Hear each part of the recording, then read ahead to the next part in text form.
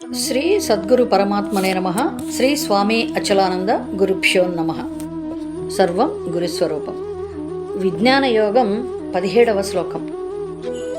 తేషాం జ్ఞానే నిత్యయుక్తః ఏకభక్తిః విశిష్యతే. ప్రియః హి జ్ఞానినః అత్యర్థం అహం స చ మమ ప్రియః. తేషాం జ్ఞానే నిత్యయుక్తః ఏకభక్తిర్విశిష్యతే. ప్రియో హి జ్ఞానినోత్యర్థం అహం స చ మమ ప్రియః. తేషాం జ్ఞానే నిత్యయుక్తః ఏకభక్తిర్విశిష్యతే. ప్రియో హి జ్ఞానినోత్యర్థం అహం స చ మమ ప్రియః. 18వ శ్లోకం.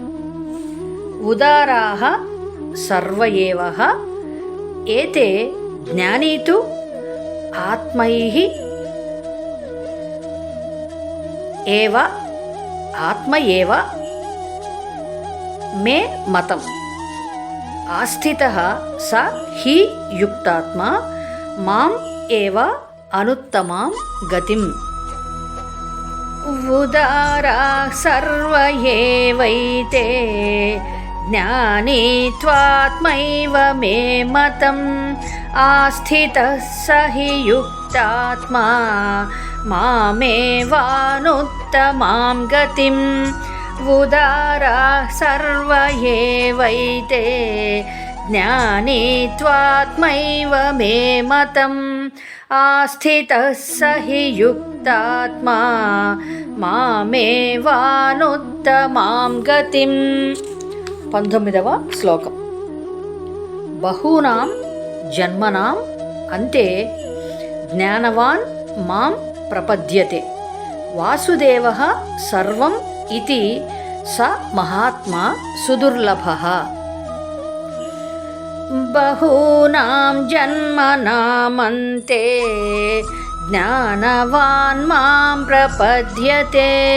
వాసుదేవః సర్వమితి స మహాత్మా సుదుర్లభః.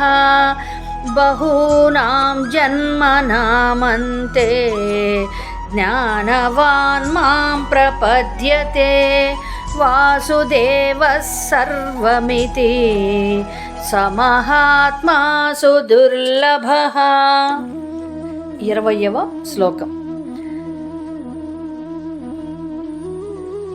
కామైః తైః తైః హృతజ్ఞానాః ప్రపద్యంతే అన్యదేవతాః. తం తం నియమం ఆస్థాయ ప్రకృత్యా నియతాః స్వయా. కామైస్తైస్తైర్హృతజ్ఞానాః ప్రపద్యంతేన్యదేవతాః. తం తం నియమమాస్థాయ ప్రకృత్యా నియతా స్వయా. కామైస్తైస్తైర్హృతజ్ఞానాః ప్రపద్యంతేన్యదేవతాః. తం తం నియమమాస్థాయ ప్రకృత్యా నియతా స్వయా. ఓం తత్సత్. జై గురుదేవ్.